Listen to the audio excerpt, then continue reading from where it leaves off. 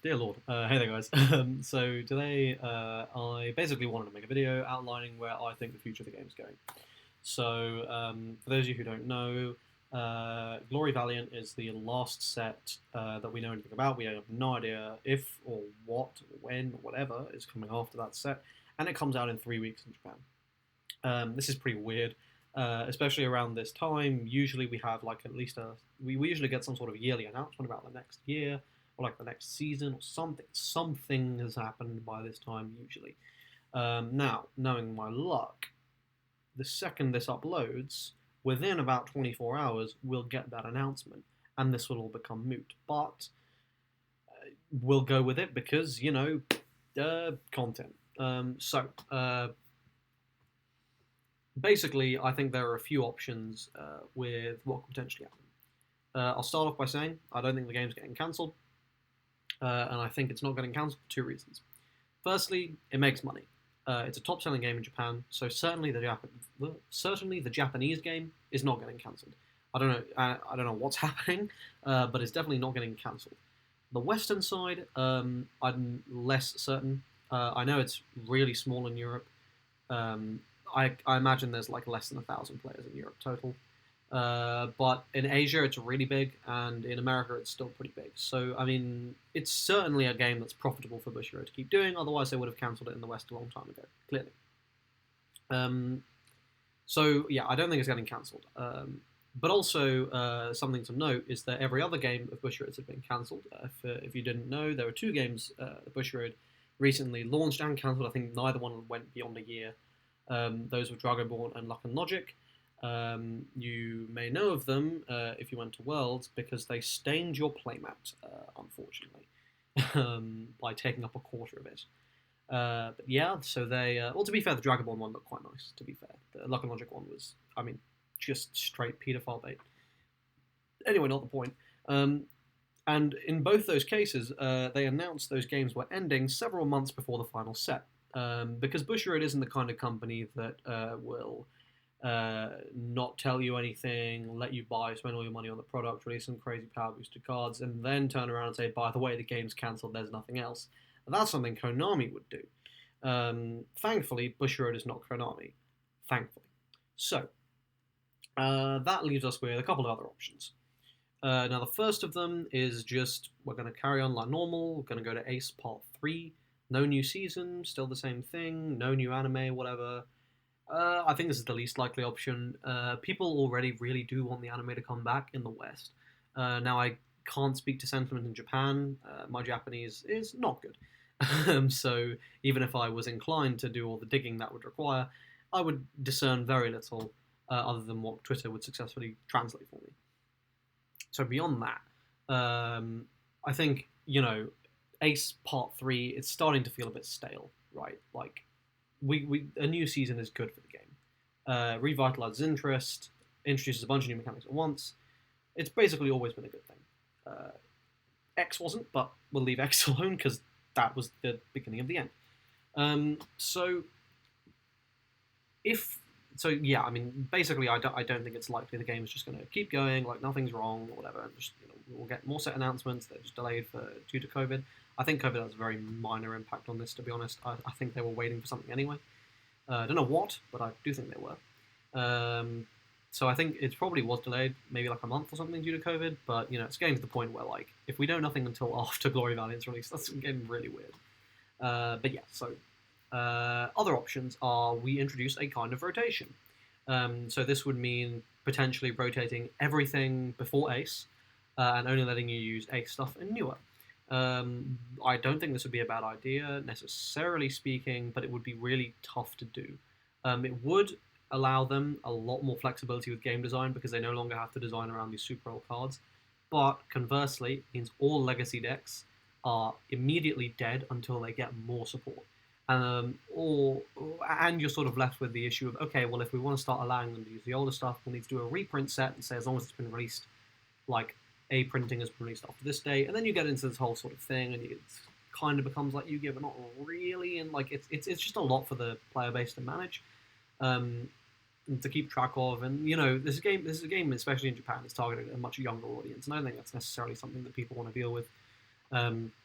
it's basically more complication than it's worth, in my opinion, to have a joint rotating, like reprinting kind of deal. Um, though it would certainly solve issues like Disturb. I think that's another unlikely option. However, I do think rotations are promising. And with that, I'll come on to what I do think is happening, and that is we're going to get. Actually, yeah. Sorry, this is okay. So I think we're going to get a reboot, and I think that's going to be. I've got a few points on that. So firstly, I think a reboot is really necessary. I don't really see where the game goes from here. Like, it's not dead or anything, and certainly there is life in it. But it very much feels like Vanguard did at the end of G. Stuff was just getting crazy. Like, the game wasn't fun. I mean, really, this has become a dice roll simulator. So now and then, decks will sort of peek above the parapet, as it were. Black Org is my example. I think Black Organization is the best designed deck in this game's history. Which is great. I mean, that's really good that they were still innovating so much, like when it came to here. Now, obviously, you had decks like laying the foundation for that. Like very inspired by Dark Heroes and Oni Assassins. But anyway, with excluding those few exceptions which could function anyway, I mean, it really has become a dice roll simulator. And the fact that DDs are still so viable is sort of a symptom of that issue. So yeah, basically the point of that is that I think I don't really see where the game goes from here beyond just power creeping everything to infinity. Either you make defense stuff way too good, so the ridiculous aggro we currently have can't break it, and they've kind of already started doing that with cards like React Moon. Or you make the aggro super good, so the defense doesn't fucking matter, which they've also done with stuff like Assemble Hero in Super Warriors. And you can see that it's just going to be a natural power escalation, flip-flops between different decks, to making sure to get your money, because it's always got to be the newest thing. You can't, upgrading old stuff, it doesn't make them as much money. And you can see that going on for maybe a year before people get sick of it, and like, it's just the same thing. The format isn't really changing. The format itself isn't changing. The name on the deck sheet is. I don't think that would go down very well. And that was basically what was happening at the end of Vanguard. I think with that massive sort of repeated point, I think if we get a reboot, we will get a reboot. It is necessary. Lets them reset the power level, get rid of all this card design constraints, introduce a new season, potentially introduce a bunch of new mechanics, set a new base power level, manage everything a lot better. They have a huge amount of learning experience, both from having done Buddyfight for, I think this is like the 6th year now, or this will be going into the 6th year, so it'll have been 5 full years. They've got experience there. And also, they have experience in doing a reboot already in Vanguard. And you can say like some of the best things like they started doing were those premium collections, giving support to all the premium decks. And generally, from my understanding, I haven't played much premium, but I've been told that those are pretty popular, and they do a lot for the game. And premium is the much better format, sort of as a result. Standard has basically been the sort of standard Vanguard affair of just non-stop power creep. Premium has very much been a sort of far more skillful format. It is my understanding. So, what I think is going to happen is a few things. Firstly, in terms of tournaments, I think we're definitely going to have a BCS season this year. I'm very confident with that. I don't think that's going away. If they plan to sell Glory Valiant to anyone but the super casuals, they'll need to have a BCS season. I need to have a reason to want the cards. So that, I think, is, we're going to have a BCS season. Now, beyond that, in terms of any sort of premium format, I think there will be 2 formats. I think they're going to try and do either 2 or 3 formats. I hope they do this. So the first is going to be just the reboot stuff.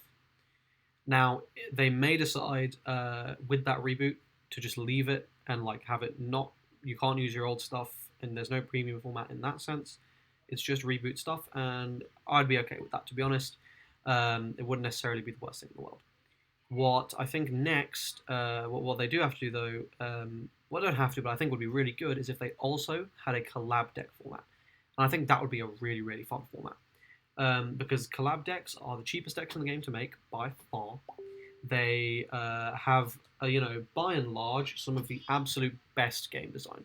I think that's a very fair statement to make. You've got stuff like you got so many great decks that have been in collabs. Now, how would a collab format only work? I don't know. Japan has a lot more than us, so whilst it might work in Japan, here it might get pretty fucking stale. We'd have to see.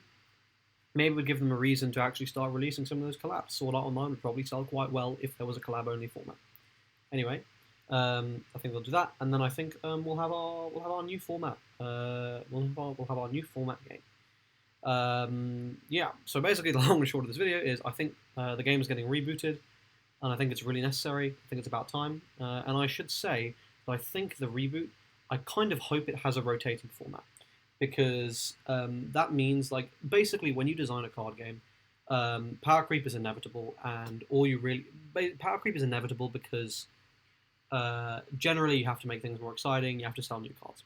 So basically the two ways to do that are either to rotate out the old cards, so you're forced to buy new cards. This is the tactic adopted by Standard Magic and Pokemon, or to basically power creep and have a ban list and stuff. And that's like what Yu-Gi-Oh does. That's what Buddyfight's done with the power creep. That's what Vanguard does with power creep. I think, honestly, before I was more on the side of what Buddyfight was doing, but having seen where that can lead a game, and the state Buddyfight is in, I really do think a rotating format is the way to go.